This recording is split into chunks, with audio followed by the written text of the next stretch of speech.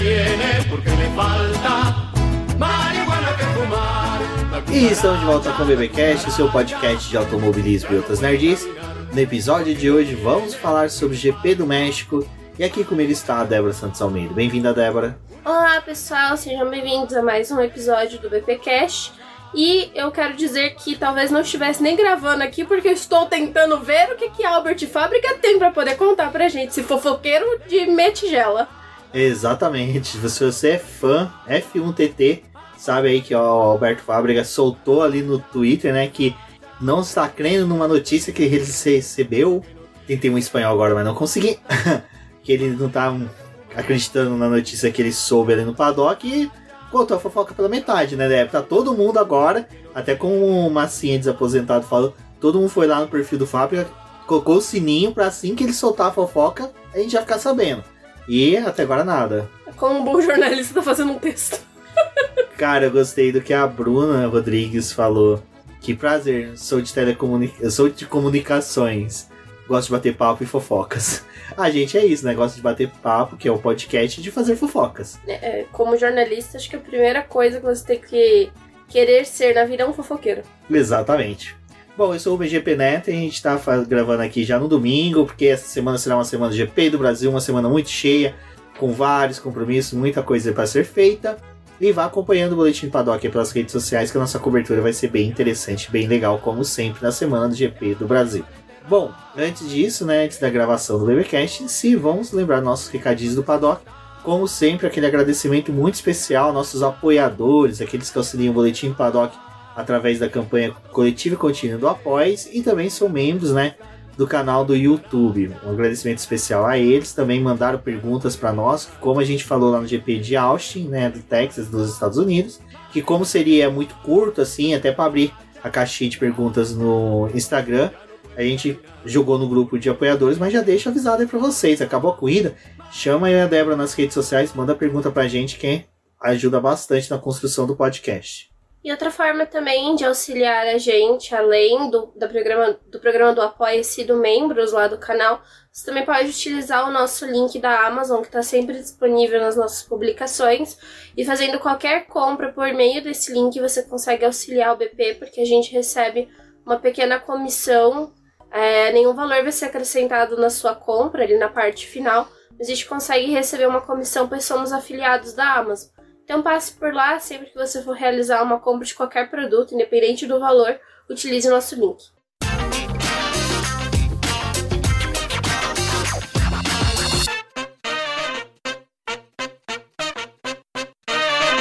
Bom, Débora, entre o GP dos Estados Unidos e o GP do México, a gente não teve muita notícia, muito corre-corre, né, de coisas acontecendo.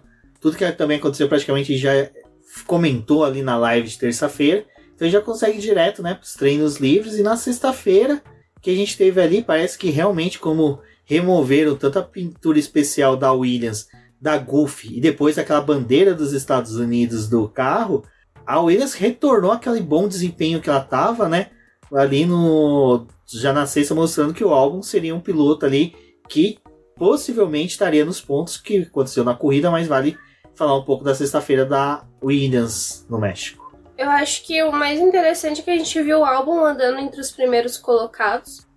Foi interessante ver esse desempenho dele, o que ele estava fazendo ali de trabalho na sexta-feira. É óbvio que essa foi uma sexta-feira assim, que a gente tem que levar em consideração que por conta do GP do Qatar e do GP dos Estados Unidos, que foram corridas sprint e seguidas uma da outra, né?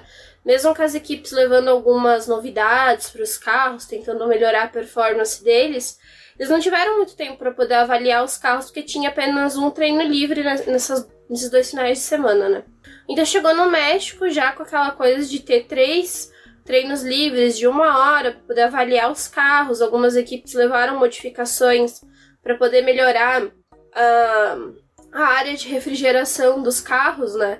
E foi uma sexta-feira muito voltada para análise, utilizaram vários tipos de pneus ali, e a Williams conseguiu ter um protagonismo, mas muito dos tempos que a gente estava vendo em pista ali não era uma coisa muito real. É óbvio que, pelas características do circuito, a Williams poderia se dar bem, e foi o que aconteceu, né? O Albon pontuou, Mas acho que ele tá andando entre os primeiros, aquela coisa, né? Todo mundo fica, ai, será que agora vem a Williams e tudo? Mas calma, né, galera? Porque tinha muita gente escondendo o jogo, tinha muita gente analisando outras coisas do carro, então acho que isso também colaborou pro álbum estar em evidência. Exato. Bom, outros que foram destaque, né, na sexta-feira foram as Ferraris, né, Débora? Que, ao contrário da Williams, elas estavam apagadas. E foi praticamente sexta e sábado assim, né? Apagadérrimas, menos na classificação, mas a gente vai falar mais à frente. Mas no quesito treino livre, realmente parecia que elas estavam com sacos de cimento no carro. E ninguém tava dando muito pela Ferrari, né, nesse fim de semana. Também, novamente, pelas características do circuito, não era esperado muito que eles andassem bem. No sábado de manhã, quando a gente teve o último treino livre, eles não ficaram nem entre os 10 primeiros, né? Quer dizer, a única volta rápida que a Ferrari tentou ali com pneu macio no final da sessão foi atrapalhada por outros pilotos, então nem o Carlos nem o Leclerc estiveram entre os 10 primeiros. Mas não era um circuito que estava se dando muito, né, para esperar algo da Ferrari, mas o pessoal estava esperando mais da Mercedes, né, do que a dupla da Mercedes ia fazer. E aí acho que foi aquele contraste, né, esperava-se muito da Mercedes e veio na corrida, mas não veio nos treinos, não veio na classificação, né? E foi o inverso com a Ferrari. Bom, quem não teve o inverso de nada foi o Verstappen, né? Que liderou tudo na sexta-feira. Tranquilo. Foi aquela volta no parque, né? Tranquilão. E outro que também vale destacar é que o Pérez também seguia distante do Verstappen, né? Pelo menos 500 milésimos de diferença entre os dois. É uma distância boa. E para quem precisava entregar resultados no final de semana, o Pérez desde sexta já demonstrando que não ia ser tudo aquilo que ele demonstrou no começo da temporada. E na realidade, né, acho que o GP do México era a maior expectativa que a Red Bull tinha em cima dele, porque, como eles estavam falando, o Pérez ele precisa de um pouco mais de tempo para poder se adaptar ao circuito. E eles estavam vindo de 2 finais de semana com um sprint, que não era favorável para o Pérez. O GP do México, em teoria, e depois o GP de Las Vegas e em Abu Dhabi seriam os melhores cenários para ele poder andar bem. Só que no México já estava tendo uma grande diferença dele para o Verstappen, né? E esses 500 milésimos é algo que, assim, muita gente conseguiu se enfiar no meio deles, né? Então a gente teve o Norris ali andando às vezes bem, o Piastri, até os próprios pilotos da Mercedes, né? Então isso começou a ampliar o gap que tinha do Verstappen pro Pérez, né? Exato. Bom, e já no sábado, né? O terceiro treino livre foi tranquilo, não teve muito o que se acrescentar. Já na classificação, né, Débora? Foi uma classificação até normal, vamos pôr assim, né? Tirando as Aston Martin mesmo, que foi uma surpresa negativa e tá sendo uma péssima situação na Fórmula 1 este ano. Acho que esse desempenho, essa queda que teve de desempenho da Aston Martin é ruim até tanto para os dois pilotos, mas também até para a própria Fórmula 1, que mostra que não tá adiantando muita coisa de querer equiparar os carros, né? Ter um teto orçamentário ali, porque... É que não é questão de teto, né? Mas é uma questão de regulamento. Regulamento mesmo, tá atrapalhando bastante. E também é o que a gente tava conversando, né? Esse final de semana agora caiu a restrição que a Red Bull tinha do túnel de vento por conta daquela multa que ela tinha tomado ali por ter ultrapassado o teto orçamentário. Mas a Red Bull, mesmo com pouco tempo de túnel de vento, ela continuou o desenvolvimento do carro e continuou tendo o melhor carro do grid. E se fosse em termos de ter túnel de vento e orçamento, também era para a Aston Martin estar andando muito bem, né? Porque túnel de vento ela tinha tempo para poder trabalhar e também tinha muito orçamento, porque é uma das equipes que veio aí de um momento de desenvolver fábrica, melhorar a fábrica, né? Eles tiveram vários upgrades do pacote deles, né? E isso daria uma vantagem, mas a gente tá vendo que começou muito bem e não conseguiu manter. Exato, bom. E já acho que os destaques mesmo ficam já por Q3 mesmo, né, Débora? O Ricciardo que conseguiu levar a AlphaTauri para lá. Foi uma grata surpresa até o retorno do australiano, essa ida do carro dele no Q3. Em compensação, ele chegando no Q3, o Alonso fora, como a gente comentou, que não teve, né, um bom desempenho. E outro também que foi um destaque negativo de tudo isso foi o Lando Norris, né, que errou na classificação, a McLaren errou também na configuração do carro. Foi uma sequência ali de cagadas do Lando Norris e da McLaren que, olha, não parecia a equipe que estava vindo crescendo no campeonato. Eu acho que do Ricardo vale a pena a gente ressaltar também que nos treinos livres ele tava tendo um desempenho muito bom, né? O Tsunoda a gente já sabia que ia ser punido desde o primeiro treino livre, porque a AlphaTauri tinha feito a troca dos componentes do motor dele, né? E por conta disso ele ia ser punido. Então acho que a AlphaTauri ela acabou se dedicando muito a ter um bom final de semana com o Ricardo, porque sabia que o Tsunoda ia ter que remar muito para poder conseguir chegar nos pontos, né? E no circuito do México, o DRS, né, ele não é tão efetivo quanto é em outras pistas, justamente por conta do ar rarefeito, né? Então, por mais que ali na classificação eles tenham usado o Tsunoda para poder ajudar ao Ricardo chegar ao Q3 e usar o DRS, né? Em questão de ultrapassagem, de disputa, o DRS não é tão efetivo assim. E foi até engraçado que depois que acabou a classificação, o Ricardo falou, tava esperando ficar em sexto, sétimo no final do Q3.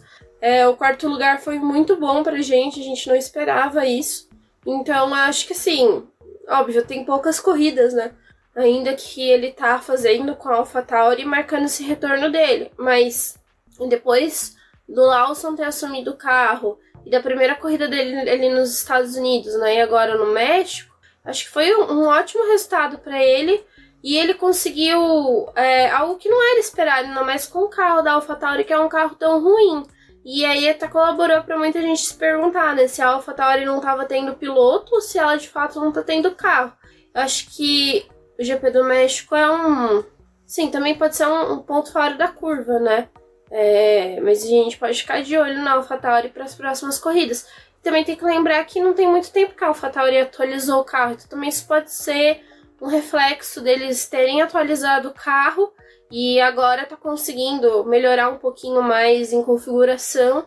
E comparado com a Aston Martin, que perdeu o terreno e não conseguiu render tanto com as atualizações, qualquer outra equipe que consiga lidar um pouco melhor com as atualizações do carro vai acabar se sobressaindo nesse final, né?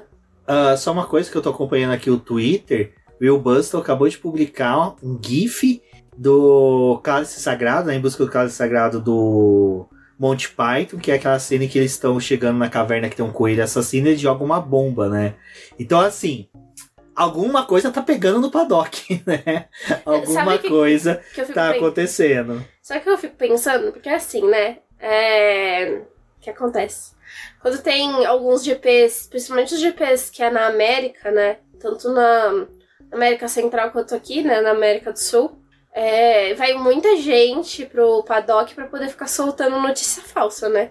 Soltando coisa ali pro pessoal poder publicar, porque assim, tem uma parcela de jornalista que vai em todas as corridas e acompanha, mas tem uma parcela de sites e coisas que são locais, então eles se aproveitam disso porque, o pessoal vai acabar comprando e vai publicar aquilo ali que a gente soltou.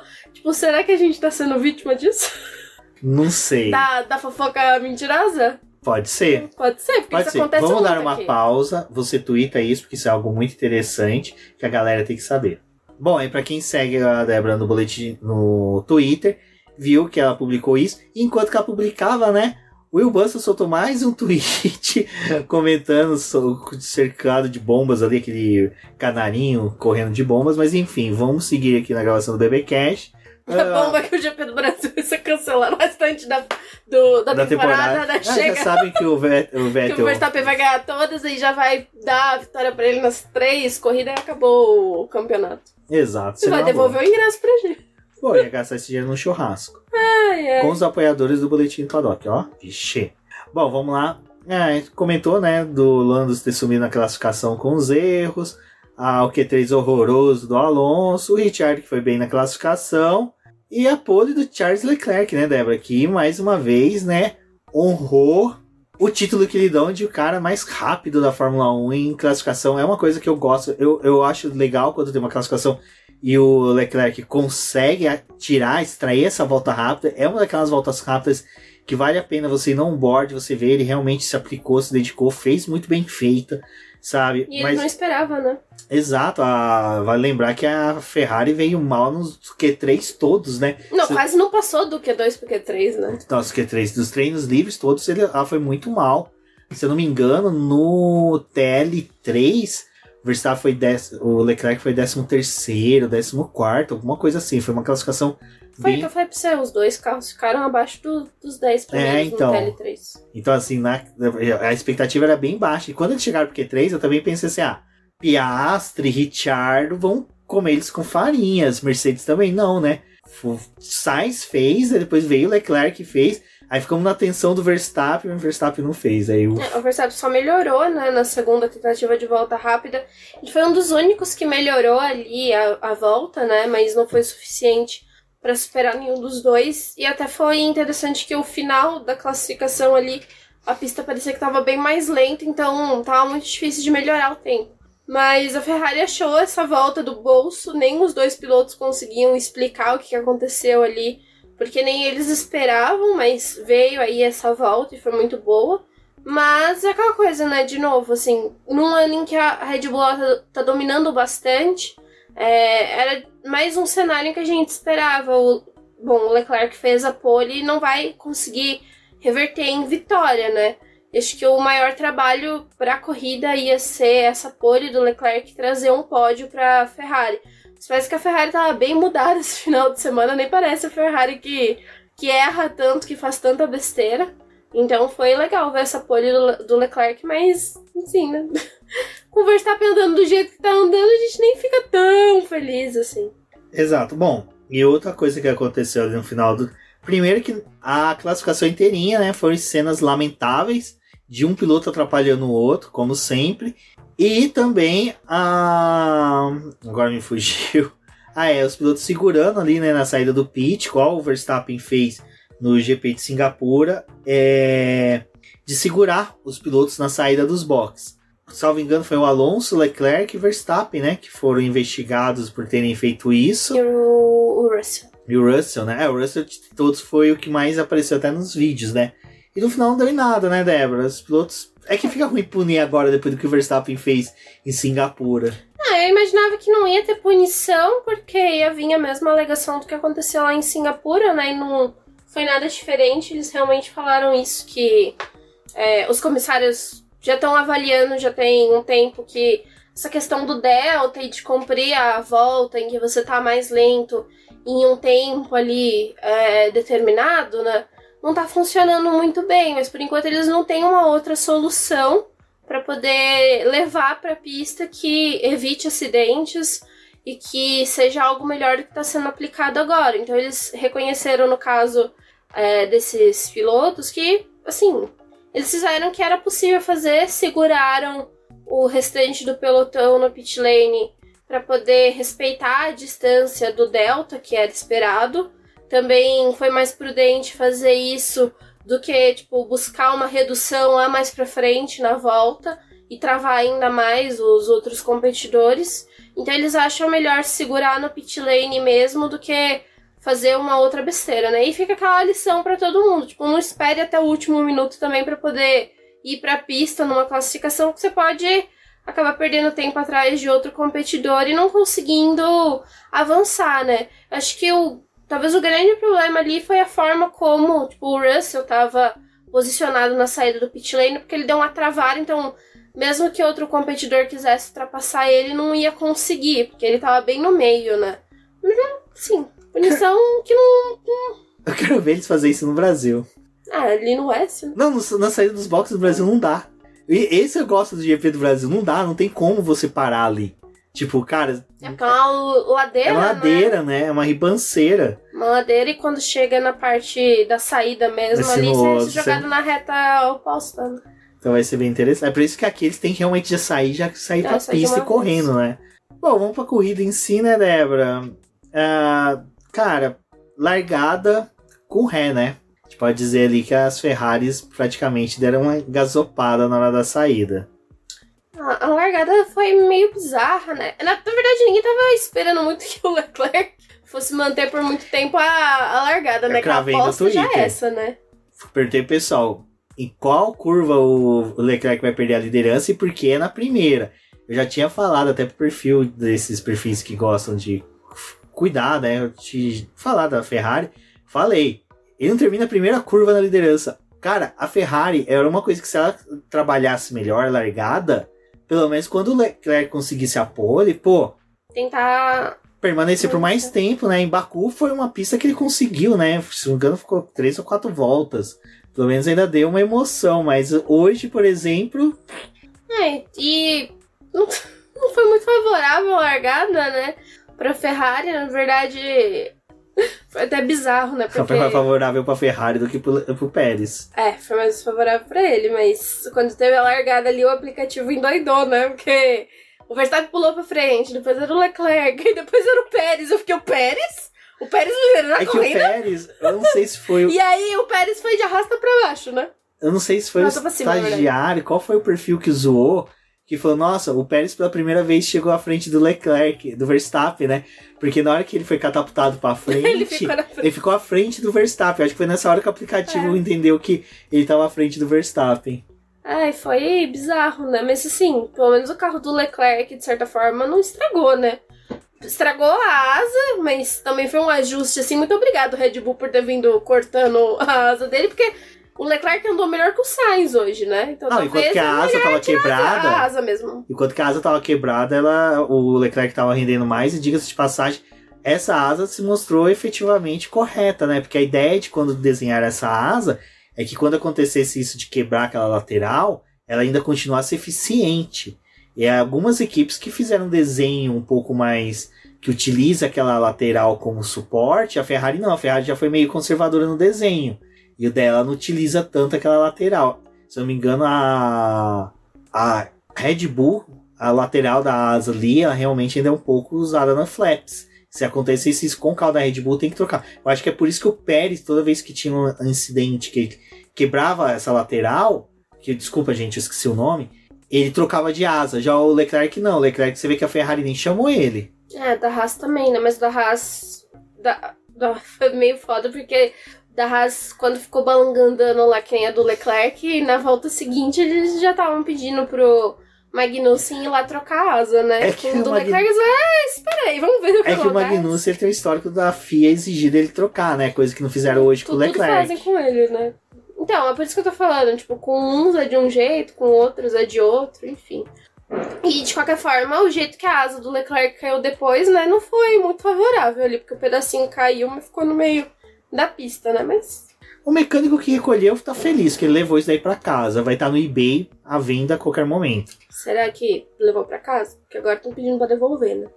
Leva. Agora estão pedindo pra devolver tudo. Os mínimos pedaços é pra devolver. Nossa, lembra no Epix de São Paulo? Os fiscais que foram pedir pro Serginho autografar.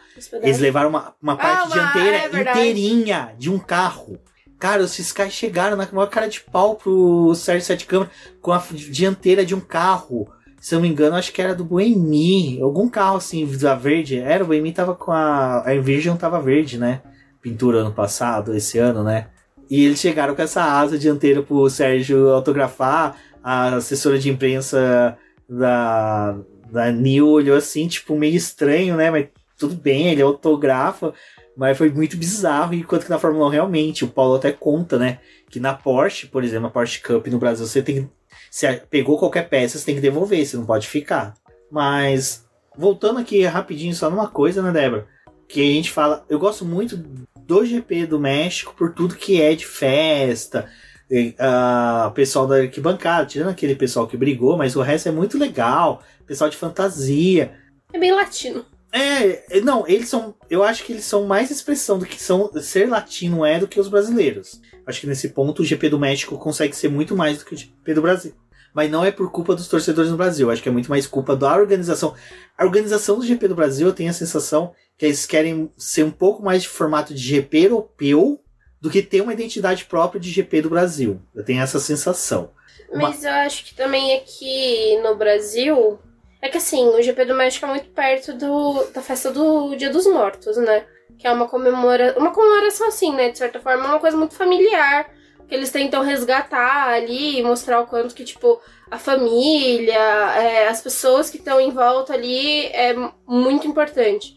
E eu acho que no Brasil tem muito essa coisa de tipo assim, ai, carnaval, sempre carnaval. Tudo que remete ao Brasil é carnaval. Só que, tipo, eu acho que talvez, sim, por mais que seja uma prova que acontece em São Paulo, mas no entanto, vem gente de todos os estados pro Brasil. Tipo, seria legal também, tipo, cada ano tentar valorizar um pouco da cultura de outros estados. Não precisasse só o carnaval. Exato. Não, eu acho que, assim, cara, São Paulo já é uma mistura danada, né? Já valeria você... E outra coisa, até carnaval, desculpa, carnaval São Paulo é uma marca registrada. Tipo, carnaval paulista, pagode, samba paulista é uma coisa muito forte. Tem uma história muito rica. Eu acho que até uma história que poderia ser contada nos GPs é questão de imigração. Pô, você tem uma equipe italiana e que praticamente de São Paulo você teve uma imigração italiana, uma presença dos italianos muito forte. Você tem uma montadora japonesa, você tem a segunda maior colônia de japoneses, a maior colônia do Japão, né? O maior número de japoneses fora do Japão é em São Paulo. Então, assim, pô, dava pra se trabalhar isso. Eu acho que é realmente um pecado. Mas por que a gente falou disso? É que algumas corridas quando tem bandeira vermelha, a gente já fica, né? Pô, que da hora, né? Teve bandeira vermelha, a gente vai ter uma outra parte de corrida interessante, é que ele pega... Não. Simplesmente foi 2 corridas xoxas. México, e aconteceu bem no meio, né? Então, tipo, ainda tinha mais praticamente 30 voltas para terminar a corrida e mais do mesmo.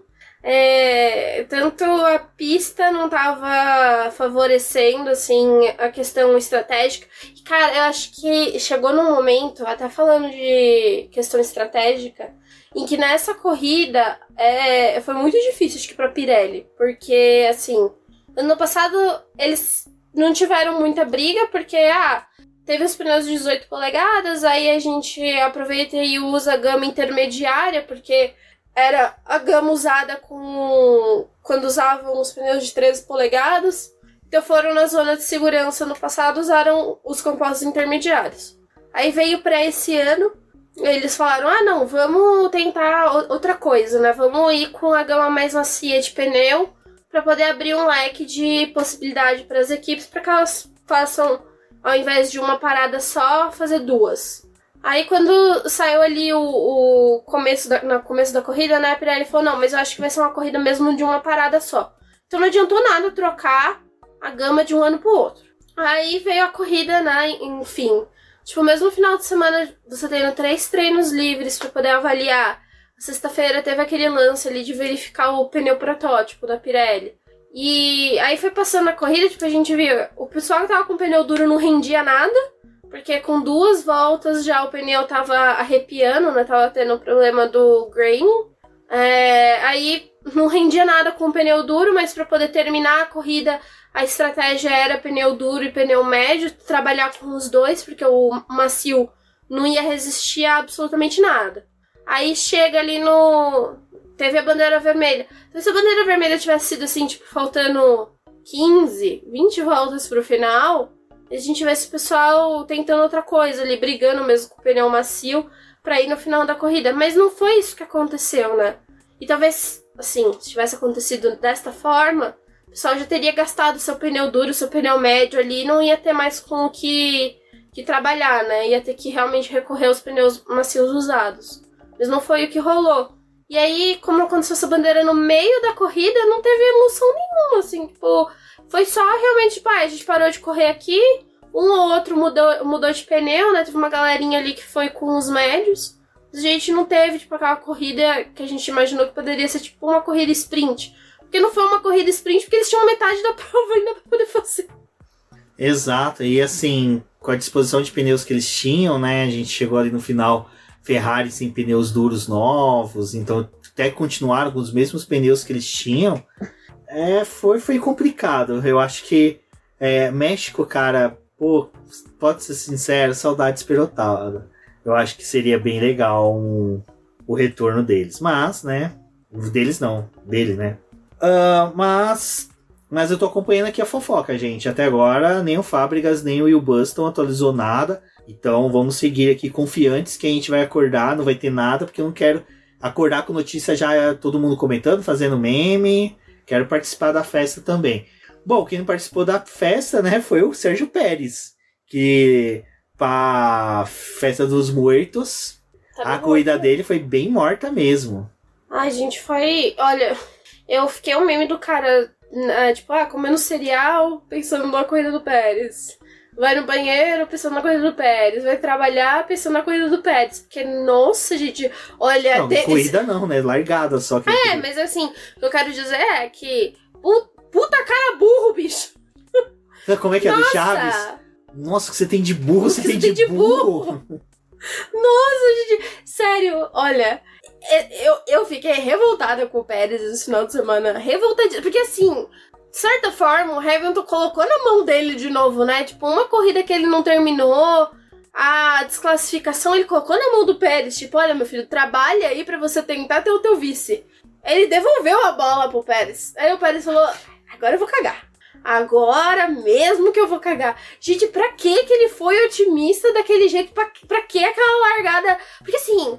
Quando a gente vê a largada dele, foi muito boa os primeiros metros ali, porque ele tava mais rápido que a Ferrari, que não tinha largado bem, e o ritmo dele tava melhor que o do Verstappen, porque ele tava vindo por fora. O ruim foi aquele contorno da primeira curva dele pra cima do Leclerc. Pra que ele foi fazer aquilo, cara? Ele podia ter... Tipo assim, o carro dele tinha capacidade de, se ele tivesse recuado, na próxima reta do circuito, ele tá à frente da Ferrari... E ele desperdiçou absolutamente tudo. E aí depois, né, que vão resgatar a imagem mesmo, ele destruiu a lateral do carro dele inteira. Ai, gente, nossa, aquilo foi uma burrice. E você vê que a equipe foi muito boazinha, querendo ver se tinha como arrumar pra voltar ele pra pista. Porque num cenário que nem ia ter de um possível safety car, que eles sabiam, cara, essa é uma pista que tem safety car, uma pista que tem safety car virtual... Ele poderia fazer uma estratégia diferente, com uma parada a menos, tudo mais, e voltava à pista. Cara, o Adrian Newey foi chamado pra falar se tinha como o carro voltar ou não. E o Adrian Newey olhando o rombo na lateral do carro, fazendo, tipo, não. Vocês querem o quê? Não dá. Mas nem se colocar silver tape ele no carro inteiro, não tinha como ele voltar. Nem cuspe cereal, sabe? Só faltava pegar aqueles cara que faz negócio com miojo e resina pra arrumar aquele carro, mas não dava, velho. Aí foi muito feio, assim, pô. Porque era uma corrida que era pra ele só terminar, né? Ele podia terminar, ele só precisava pontuar. Ele tinha que administrar, desculpa, Débora, só pra não perder a linha de raciocínio, e até desculpa mesmo, mas seria mais ele administrar a diferença que ele tem pro Hamilton. Do tipo, eu posso chegar atrás do Hamilton, mas eu não posso chegar muito. Tipo, o Hamilton chegar em terceiro, eu tenho que estar em quarto, quinto no máximo. Mas eu acho que ali, talvez, como o GP do México é uma corrida muito estratégica, talvez nem dependesse tanto de desempenho dele, porque provavelmente a Red Bull ia conseguir fazer uma estratégia pra colocar ele mais pra cima. Porque ele tava largando em quinto. Não tinha, e com o desempenho dele, era pra ele terminar pelo menos no pódio. Acho que talvez não fosse o segundo colocado. Mas talvez o terceiro lugar tivesse conseguido. Ia tirar ponto da Ferrari e também ia colaborar ali por conta da disputa dele com o Hamilton. E ele não fez o básico, que era só ter tentado largar direito. Não, realmente, assim, tipo... Se ele tivesse cagado a corrida nas voltas no final... cara, tudo bem, é no final, mas no começo, cara, nossa... Aí depois ele falou, eu fui muito otimista. Tinha uma largada que eu fui realmente, tipo, meio que por tudo ou nada, não sei o que. Sim, né, Pérez? Não, meu filho. Não, e não faça isso num final de semana em que o Ricardo, que estava todo estrupiado, está correndo bem. Não, com largou uma AlphaTauri. Tava largando já na sua frente. Uma AlphaTauri, Sérgio Pérez. Não, olha, sinceramente, agora merece ser demitido. Até nisso, só falando um pouquinho mais sobre isso, até eu comentei no Twitter, né, que, cara, se ele terminasse aquela primeira sequência de curvas em terceiro, quarto que fosse, ele ia ter mais carro que as Ferraris, sabe? E ele ia estar à frente do Alonso. Já bastava pra ele. Do Alonso não. Do Alonso todo mundo tava. Mas do Hamilton, sabe? Pô, então, cara, foi triste. Foi uma aberração, na verdade. Bom, e aí a gente começa a sequência de perguntas, né? Lembrando, galera, aí, mandem perguntas. Acabou a corrida, chama eu e a Débora nas redes sociais, pode mandar pergunta. Como fez o Rafael Fernandes aqui, em que ele pergunta pra gente se o Ricardo, né, já ganhou o assento do Pérez. Olha, Rafael, a gente tá atualizando aqui o perfil do Fábricas, que uma das teorias de conspiração é que é exatamente isso. O anúncio vem aí, né? Aí, Rafa, eu acho que assim, antes eu tava um pouco meio assim, tipo, acho que... Sabe quando você tá naquela corda bamba, que você fala, vai, mas não vai? É, porque a Red Bull não precisa de um segundo piloto tão eficiente, porque tem o Verstappen. Mas também talvez não precisa, tipo, gerar atrito. E aí, talvez... É que assim, a gente viu uma corrida boa do Ricardo agora, né? Mas não sabe o quanto que ele vai manter nas próximas. Acho que precisa ver um pouco mais... Ele sempre foi bem no México, né? Ver um pouco mais a fundo, né? De como que vai ser o restante da temporada do Ricardo. Então... Mas eu acho que assim... O Pérez, nessa corrida, ele fez um papelão. Porque tava toda a equipe tentando jogar a favor dele, pelo menos nessa prova, né? Tipo, você tá correndo em casa, tipo, ter um bom resultado aqui ia ser bom. E era uma das corridas que a Red Bull em si tava assim, tipo, é um final de semana que não tem sprint, é um final de semana favorável pra ele. Só que, eu não sei se, tipo, talvez pro Ricardo, mas que eu acho que agora o Pérez tá num passo de rodar e tá. Eu também acredito. Mas porque até pra Red Bull é ruim você terminar só com o piloto. E tem aquela coisa, né? Antes a gente tava vendo o Verstappen terminar uma corrida com 20, 30 segundos de diferença pro segundo colocado. O Hamilton hoje terminou acho que com 7 segundos. Não, 13. 13? Ah, então esquece. É que a última vez que eu vi a diferença tava em 7 segundos. Então esquece. É que assim, tá difícil defender o Pérez. É que sabe o que também tem? Aquele desgaste da equipe. Toda a corrida termina assim com o Verstappen ganhando e você perde mais tempo respondendo sobre a corrida do segundo piloto que foi pífia. Então você não comenta sobre a vitória do seu piloto, você comenta sobre o desastre que foi o segundo piloto. Então eu acho que a Red Bull também já tá cansada disso e vê o material que ela tem à disposição. Tem o Lawson, tem o Ricciardo e tem o Tsunoda. Que o pessoal hoje desceu a linha no Tsunoda, mas vai lembrar que o Tsunoda largou lá atrás e se não fosse um incidente de corrida tava pontuando bem. E do qual eu digo que não foi 100% culpa dele. Foi uma disputa de posição que foi incidente de corrida com o Piastri. Mas, Rafão, brigadão aí pela pergunta. Vamos torcer, né? Vamos ver o que vai acontecer nas próximas corridas. Mas o destaque realmente, né, Débora, a prova do Lewis Hamilton, né? À toa que ele é capa do BBcast, porque eu acho que a corrida do Lewis Hamilton foi uma corrida espetacular. Porque, como eu comentei com a Débora, engraçado que ele e o Russell estavam na mesma estratégia. O Russell simplesmente teve um resultado ali na segunda corrida, vamos pôr assim, na segunda metade da corrida, pior do que... Tem uma pergunta da Esther relacionada a isso. Sim, eu já até ia trazer sobre ela, que na verdade foi o Rafão e a Esther que fizeram perguntas semelhantes, né, e daí a gente juntou as duas, em que a Mercedes está achando o caminho e vai dar o P2 ao Hamilton já... peraí que fechou a tela do celular. Mercedes está achando o caminho e vai dar o P2 ao Hamilton no campeonato? Eu acho que agora é mais possível, assim, né? Porque a gente queria ver o que ia acontecer no México, porque com a diferença que tinha acabado ali a corrida por conta da desclassificação do Hamilton, assim, ainda era possível o Hamilton conseguir o segundo lugar, mas acho que ia ser mais sofrido se o Pérez estivesse, pelo menos, pontuando e pontuasse bem no México. E agora com o fato do Pérez não ter conseguido nenhum ponto, né, no México e ter jogado de novo nas costas do Hamilton, acho que é bem possível que a Mercedes trabalhe agora vendo o que aconteceu nessas últimas 3 corridas para que o Hamilton seja o vice. Eu também acho que o Hamilton tem mais chance de ser o vice, porque por mais que seja o Hamilton sob pressão, atua melhor que o Pérez. O Pérez agora tá mega pressionado.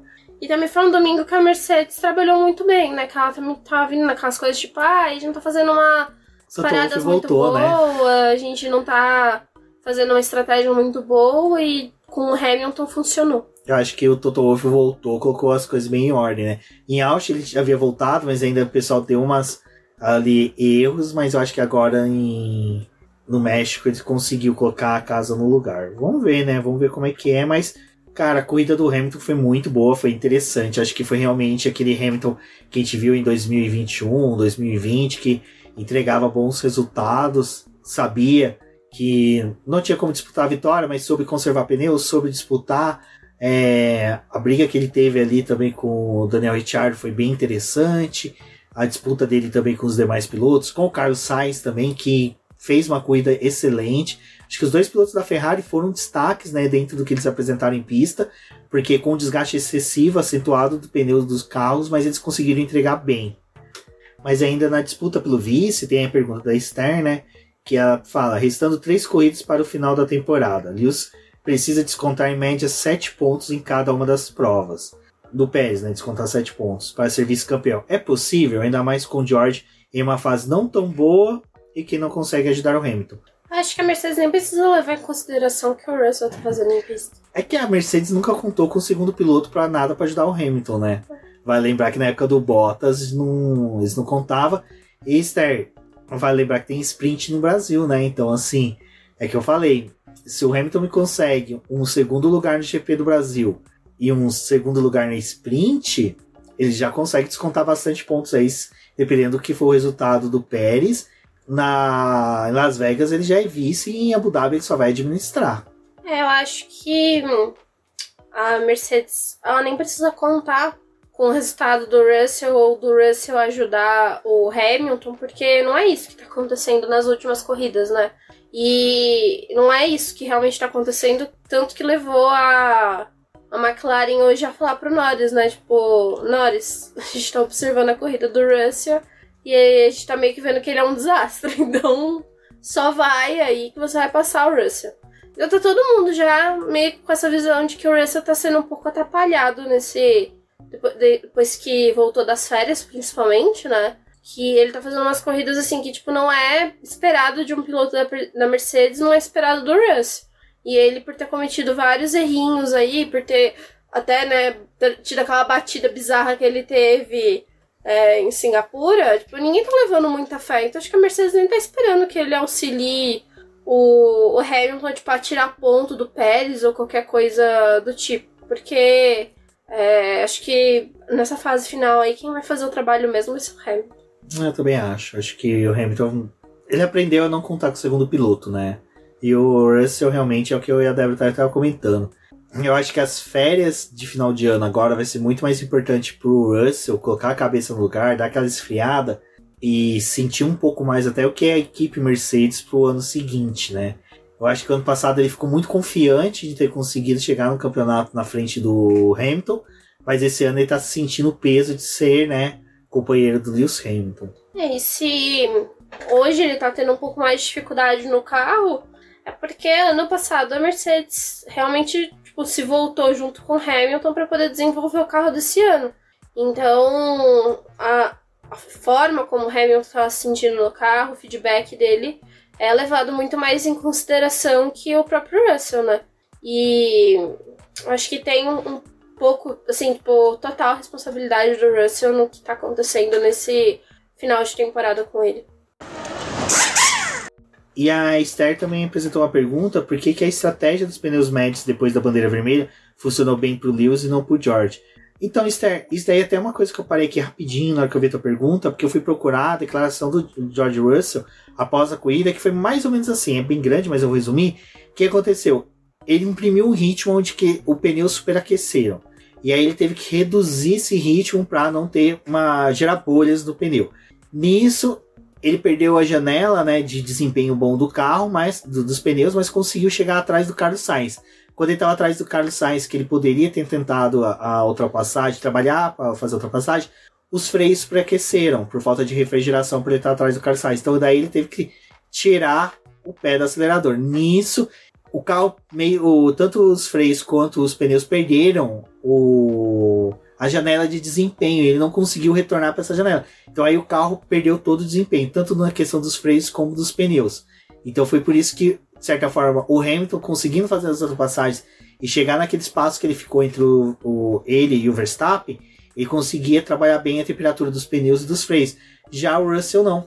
O Russell ele teve esse problema aí de... Porque assim, a Débora e a gente sempre fala, né, da questão das janelas de desempenhos dos freios, mas vai lembrar que eles têm que trabalhar, né, Débora, junto essa janela de desempenho dos pneus e dos freios.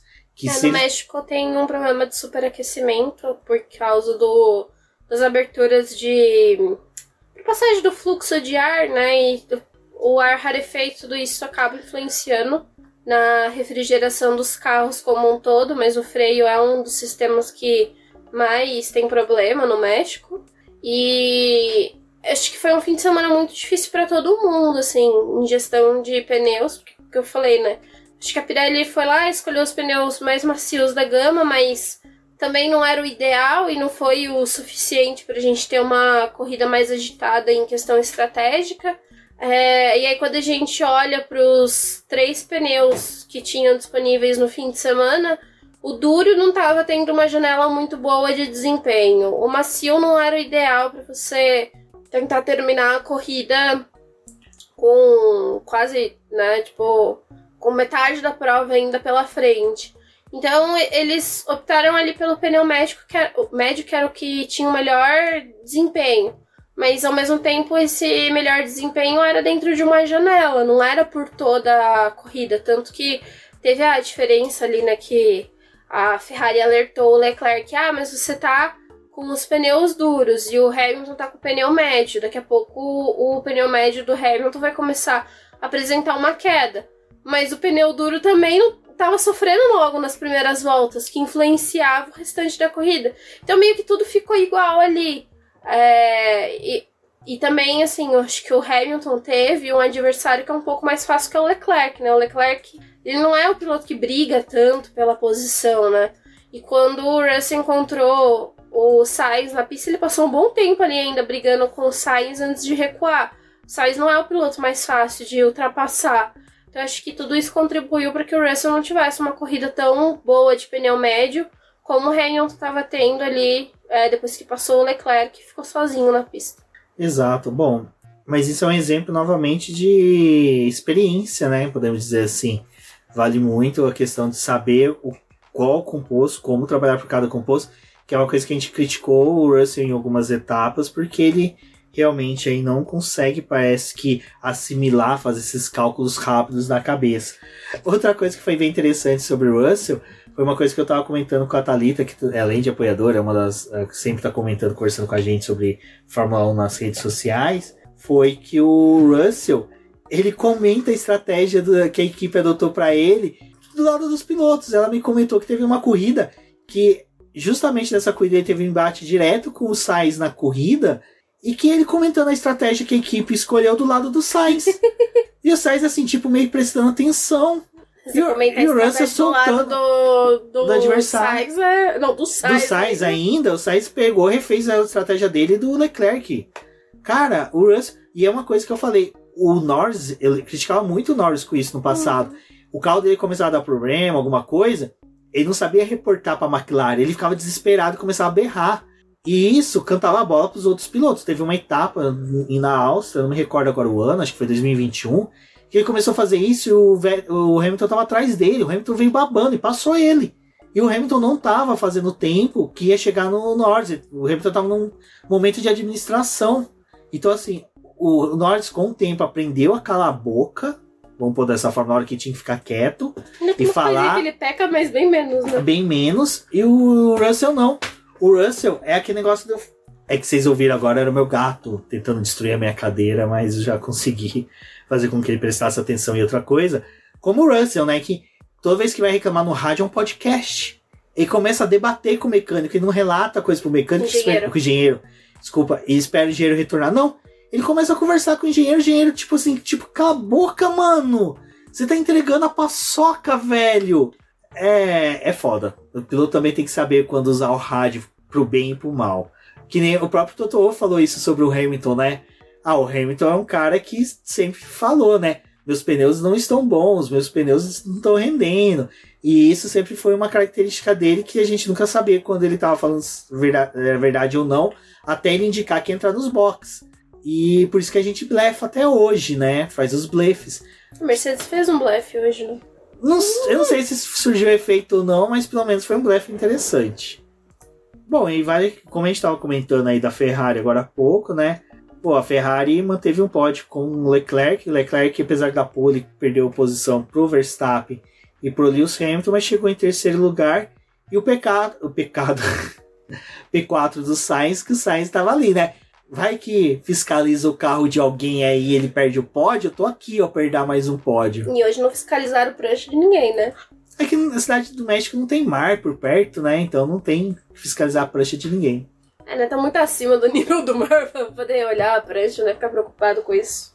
Exato, mas foi um bom resultado pra Ferrari. Eu acho que assim... Não, dentro do que esperaram, né? Que ia acontecer no fim de semana. Fora os pneus que eles tinham disponível pra corrida. Mas, tipo, o GP do México, que é uma prova estratégica, a Ferrari ter passado por tudo isso e ter conseguido manter um pódio e um P4, eu fiquei até... Falei, gente, que Ferrari que é essa? Acho que até o Visser não está entendendo o que aconteceu com o time esse final de semana. Bom, quem não entendeu muito o que aconteceu com o time foi o chefe de equipe, né? O pessoal da AlphaTauri que viu Ricciardo ali na corrida inteira, P4, disputando posição, disputando lugares. O Tsunoda, que tava tendo uma evolução dentro da pista, cara, largou das últimas colocações, conseguiu, né, se desenvolver, conseguiu chegar e disputar a posição com o Piastri de igual para igual. Infelizmente teve um incidente, como eu falei, não é para crucificar o Tsunoda, que nem a galera foi crucificar que ele é um lixo, tal, achei isso um absurdo. Porque, cara, ele fez uma puta de uma corrida, aquilo ali é disputa de posição, qualquer um faz aquilo ali, a gente já viu tanto Verstappen, Hamilton, Alonso cometer aquele erro que ele cometeu, acho que... Acabou mal, né? O dele acabou mal no sentido de, tipo, ele ter perdido os pontos, mas poderia ter dado muito bom ele ter passado o Piastri, porque acho que o Piastri, assim, comparado, né, com a corrida do Norris, o Norris, ele veio ali do final do pelotão, subiu, cresceu muito, e o Piastri, ele teve uma corrida inversa, né? Até o momento da bandeira vermelha, ele tava assim, tipo, me deixem aqui, nada tá acontecendo comigo... Ninguém tá me enchendo o saco. Mudou a bandeira vermelha e se lascou todo nas escolhas ali, né? E acho que a disputa com o Tsunoda foi uma disputa de corrida mesmo, assim, tipo, aconteceu. O Tsunoda foi o que mais perdeu ali, né? Tanto que depois investigaram o Piastri como sendo culpado do incidente, né? E não deu nada pro Piastri. Mas foi uma pena, porque era um final de semana que os dois carros da AlphaTauri tinham muita chance de pontuar. Mas eu acho que o pessoal tem muita má vontade com o Tsunoda. E tem muita gente que torce, tipo, contra ele. Quer que ele saia, não sei o que. Só que, gente, tipo, o menino tava entregando até então. E ele tava fazendo um bom final de semana. Tipo, largando do final do pelotão. Tipo... Eu vou ser sincero. Se eu torço pra que realmente era iminente a quebra do motor do Piastri. Do Piastri não, do Tsunoda. Porque se a AlphaTauri escolheu esse GP pra fazer essas mudanças, foi uma escolha horrível. Porque essa era um GP que os dois pilotos teriam tido bom rendimento se não fosse essa escolha de troca de componentes. Eu acho que assim, eu não sei o que deu na AlphaTauri, mas se tinham essa possibilidade de trocar em Austin ou Interlagos, eu teria feito em uma dessas duas corridas. Ainda mais Interlagos você tinha sprint, que tudo bem, você troca ali, você tem sprint e tal, né? Você ainda tem um final de semana mais curto, qualquer coisa recolhe o carro na sprint. Mas, cara, eu acho que foi um erro. Porque uma coisa que aconteceu esse final de semana, que eu acho que também ajudou a AlphaTauri a ter um bom desempenho, é que todos os carros, as equipes usou maquita para recortar eles. Todos os carros teve pedaço cortado ali para colocar aquelas grelhas de refrigeração. Eu sinceramente, eu acho que eles pegaram peças antigas, modelos antigos assim que tinham de peças semelhantes, fez os recortes para aproveitar ali e fazer isso, né? Mas... Então eu acho que a AlphaTauri foi uma das que melhores assimilou isso. Então é por isso que eu acho que a AlphaTauri errou nessa escolha. Mas como eu não sou engenheiro, não sou mecânico deles, não sei, né, se a quebra era iminente. Torço para que seja, que se não foi uma escolha horrível. Talvez também usaram ali para poder ver um parâmetro para os outros carros, né? Ver como é que tá a peça dos outros carros também, porque até agora nenhum carro da Red Bull, né, tipo do Verstappen não deu problema. Um carro com motor Honda, né, teve defeito, então vai entender. Bom, e falando quem teve um defeito completo no carro foi o Magnussen, né, que estampou bonito ali o muro, coitado. Eu vou ser sincero, na hora que teve o acidente, a primeira imagem eu olhei o carro e já assim, fiquei impactado, mas na hora que eu já vi o Magnussen levantando, saindo do carro, ufa, né, graças a Deus, ele tá bem, porque, cara, foi uma batida bem feia. O carro ficou bem avariado, né, e depois ele saiu sentindo a mão, né, até, por conta da batida, ele tentou salvar o carro ali, mas não deu muito certo. Ter saído andando já é algo positivo num acidente como esse, mas realmente veio aí mais um dano pra Haas, né? E eu acho que é mais complicado ainda porque a Haas tinha levado atualizações para o carro em Austin, tava tentando usar esse carro atualizado agora no final da temporada para poder verificar as peças e conseguir dados para o próximo ano. E um pouco antes do Magnussen bater, ele já tinha perdido um pouco o controle do carro, né? Tinha extravasado limite de pista e aí depois teve isso. Mas foi bom que ele saiu andando pelo menos, só que aí mais um prejuízo para a Haas, né? É, uma pena, mas enfim, né? Vamos ver o que acontece pro GP do Brasil, né? Torcer pro Magnussen tá inteirão aí, junto com o Hülkenberg, que completou 200 GPs sem pódio ainda, né? Bom, e temos que comentar dele, né? Landinho Norris, que tá proibido, né? Por sorte, Palmeiras não vai ter jogo no Allianz Parque, então não tem como ele ir lá comer uma coxinha estragada, um risole verde, né? Porque... Eu duvido da capacidade do Lando Norris de comer coisa estragada. Né, exato. Mas o Lando Norris fez uma corrida engraçada, né? Eu tava o tempo todo assim pra Débora, né? Falei, nossa, mas o Lando Norris tá apagado, né? Começo de corrida ruim, não tá conseguindo progredir e tal. De repente, na segunda largada ali que teve, com pneus médios, ele foi comendo, catando posição. E eu falei, caraca, né? Se tivesse vindo com essa fome desde o começo, ele chegava no pódio fácil, né? Mas eu acho que assim, foi uma das melhores exibições do Norris. Mereceu o piloto do dia. Foi mais do que merecido esse prêmio pra ele. Agora, mas né? Eu acho que também a estratégia dele só funcionou melhor na segunda metade da corrida porque teve a bandeira vermelha. Porque até então não tava rendendo. Tipo, eu acho que ele ia terminar nos pontos, mas não... É que assim, o que ele ganhou de posição com o pneu faixa vermelha, o pneu assim, é que assim, ele não deu. O pneu macio foi horrível, ele não ultrapassou quase ninguém. Foi o que eu te falei, eu teria começado com duro, esmerilhado o pneu realmente, feito gato sapato, mas o ruim, o duro não tava rendendo também, eram os médios, e ele tinha 2 médios, lembra que até eu comentei antes de começar a corrida? Não, minta, ele só tinha 1, o único cara que tinha 2 médios, o cara morreu com 2 médios, o Sainz, velho. Pérez, na verdade. Pérez era o único que tinha 2 médios novos, mano.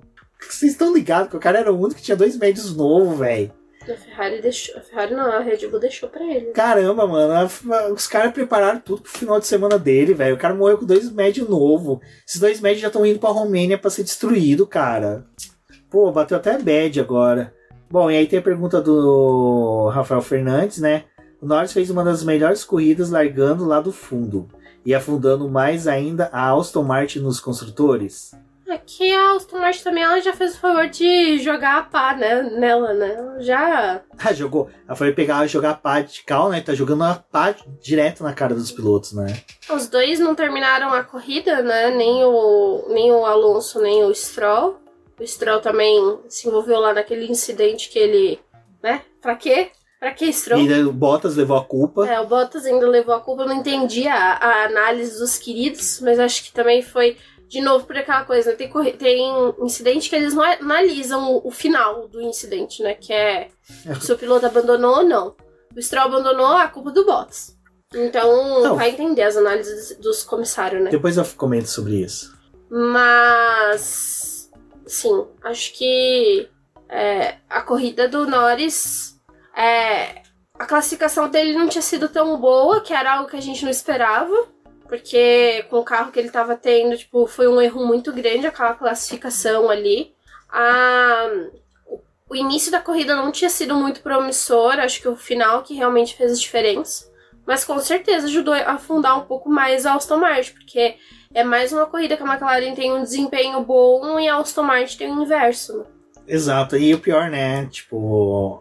Como você falou, o Piastri, pior que ele tava na corrida, vamos pôr dessa forma, ele tava muito bem, porque assim, ele tava bem, ele tava tendo uma corrida ruim. E o Norris teve uma corrida excepcional, enquanto que as duas Aston Martin chafurdaram. E se o Piastri tivesse conseguido manter o ritmo dele depois da bandeira vermelha, provavelmente era, tipo assim, um resultado até melhor do Piastri, né? É que ele perdeu o desempenho ali depois da bandeira vermelha. Tipo, então... porque não é que ele perdeu o desempenho, é que como juntou todo mundo, ele não conseguiu manter o mesmo ritmo do começo da corrida. Então, eu agora vou fazer o advogado do diabo. Eu acho que o Piastri sentiu, tipo o jogador da Libertadores, sentiu a altitude. eu acho que realmente ele é um piloto que sentiu essa questão o carro não tá com uma entrega de desempenho. A McLaren eu acho que também foi um carro que sofreu muito com essa mudança das grelhas, de refrigeração do carro. Eu acho que o Piastri também foi um cara que meio que, tipo assim, pô, eu tô sentindo essa situação aqui, eu não tô... Porque assim, ele conseguiu segurar o Russell muito bem no começo da corrida, mas ele não tava conseguindo progredir, é o que você falou, não conseguiu extrair o máximo do carro. Mas não era algo que é comum do Piastri. Acho que realmente essa é aquelas corridas em que os pilotos têm um desempenho mediano para ruim.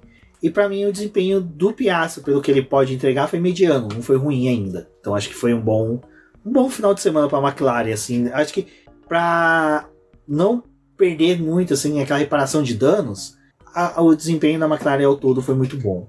Mas o negócio que eu ia comentar do Stroll e do Albon, do Stroll e do Bottas, foi uma coisa que eu comentei lá no grupo do BP, lá de apoiadores, né?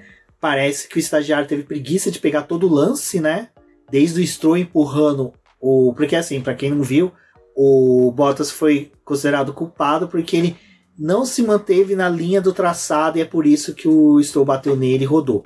Mas quem vê o lance por completo, vê que o Stroll empurrou o Bottas pra fora e o Bottas teve que voltar, porque senão ele ia cortar traçado. E o Bottas, tipo, cara, eu não vou prejudicar meu carro nessas zebras. Então ele voltou pro traçado, mas não voltou empurrando o Stroll. Ele voltou pro traçado normal, o Stroll que fechou ele. E aí só pegaram a cena do movimento do Bottas. É o que o Milani falou. A FIA tá com costume, que a Débora também ressaltou aqui, que a FIA tá com o costume de aplicar pelo resultado final, né? Ah, não. O Stroll já abandonou, não vão ter como punir ele, vão punir o Bottas. E pra mim foi uma cagada imensa da FIA. Era melhor ter feito que nem o lance do Piastri com o Tsunoda, não tivesse punido.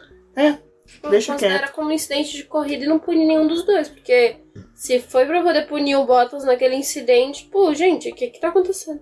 Bom, e aí, pra continuar falando da Aston Martin, tem a pergunta do Rafael, né, que ele pergunta se a Aston Martin já começou a se perder no avanço do carro ou focou em 2024 porque não é mais possível. Rafa, eu acho que eles nem focaram em 2024, eu acho que realmente, pô, Estão perdidaços. estão perdidos no que eles estão fazendo, porque os dois pacotes de atualização que veio para Aston Martin, nenhum funcionou, não deu o resultado que eles esperavam. E, tipo, o que de dado desse carro vai servir muito para 2024? Tipo, eles estão tendo dado do que não fazer no carro de 2024. Agora, o que fazer vai ser bem mais difícil para eles. E eu acho que, de novo, tem todo aquele problema de você copiar um carro, né? Como foi o caso ali de tentar copiar a filosofia da Red Bull, mas você não ter os passos da receita, tipo, o que você tem que fazer depois, para onde que vai, as atualizações e tudo. E não é só trazer atualização, né, para esses carros. Desde o ano passado, as equipes... Assim, ano passado foi muito mais, porque eles ainda estavam conhecendo o funcionamento desses carros, mas eles trazem a atualização, né, e eles colocam ali no carro e tem que ir desbloqueando o potencial dessa atualização. E a Aston Martin trouxe e nada disso funcionou, né? E aí, ali nos Estados Unidos, eles estavam com o carro modificado, tiveram que voltar atrás em questão de configuração. Usaram duas configurações ali, uma no carro do Alonso e outra no do Stroll. O Stroll só que pontuou porque o Alonso abandonou. Aí chegou agora no México, tipo, outra corrida em que classificação foi muito ruim, eles voltaram ali no Stroll a mexer no carro pra corrida no domingo, né, ele largou do pit lane, aí de novo, tipo, testa outra configuração, não trouxe nenhum resultado pros dois pilotos, porque nos Estados Unidos funcionou um pouco da mudança, né, que no México não funcionou, abandonou com os dois carros. Acho que a Aston Martin já se perdeu muito no desenvolvimento desse carro, e assim, o que eles vão fazer pra 2024 é uma incógnita, porque não dá pra você vir com um carro neutro, que nem foi o primeiro ano deles, ali de 2022, né?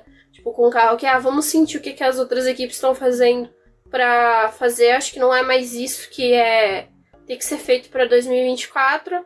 Mas também, tipo, chegar em 2024 com um carro, digamos assim, copiado do que foi a Red Bull desse ano.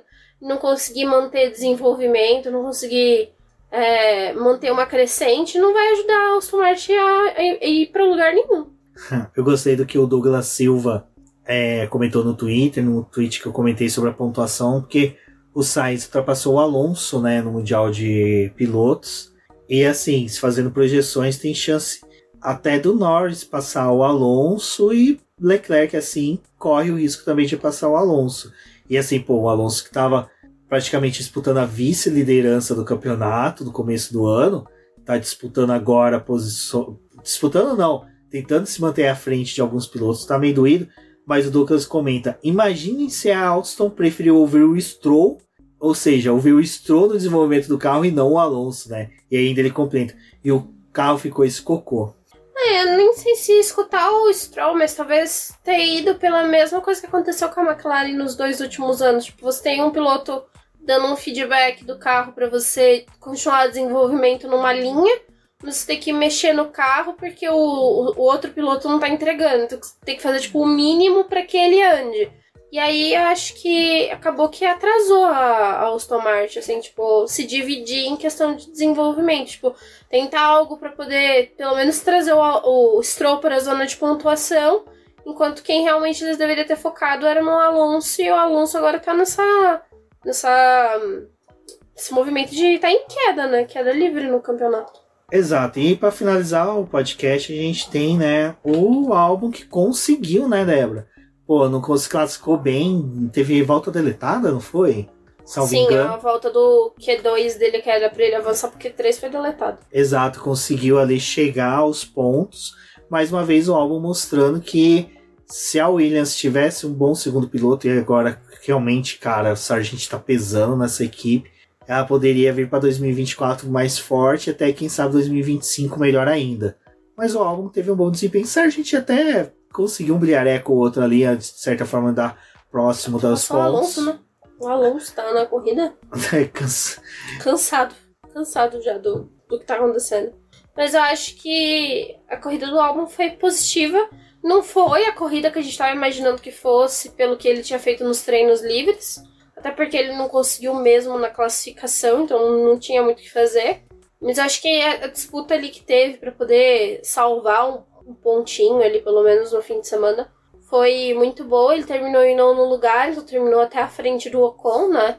E foi uma disputa boa ali, a Williams conseguindo mais uns pontinhos pra levar pra casa, o Albon fazendo mais um bom fim de semana pra ele. Acho que vale a pena ter, tipo, os treinos livres bons, a classificação ok ali, conseguir de novo mais uns pontinhos, é algo que faz muita diferença no fim de semana do piloto. E o Albon, ele tá numa crescente muito boa com a Williams, né? Acho que enquanto tem outros times aí que tá se afundando, a Williams tá começando a engatinhar ali com algum resultado, a gente consegue ver um lado mais positivo, então foi muito bom esse final de semana como um todo. Acho que o domingo mereceu esses pontos.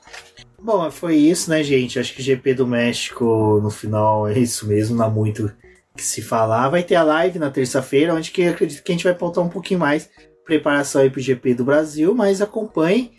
E Débora, qual foi sua nota pra corrida? Eu já vou antecipar a minha, foi uma nota 4. Eu acho que, assim, foi um fim de semana um pouco meio xoxo, né? Tipo, não teve tanta emoção, tudo.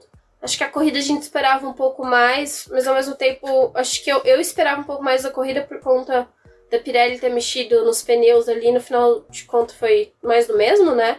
Acho que um 5 tá bom pra essa corrida. Não foi ruim, mas também não foi boa. Eu acho que... Meio. Deu pra levar. É a corrida do meio de uma rodada tripla. Não dá pra esperar muita coisa, até porque tem tipo mais trilogia, né? Você tem 3 filmes, sempre o do meio é ruim. O do meio... Salvo O Senhor dos Anéis e De Volta pro Futuro, que os 3 filmes são maravilhosos. Então, o resto de trilogia realmente é sempre o do meio, o piorzinho. Bom, gente, eu sou o BGP Neto, agradeço a todos que ouviram até aqui. Se possível, compartilhe nas redes sociais. Um agradecimento muito especial aos nossos apoiadores. Um forte abraço e até a próxima. Obrigada, pessoal, e até a próxima.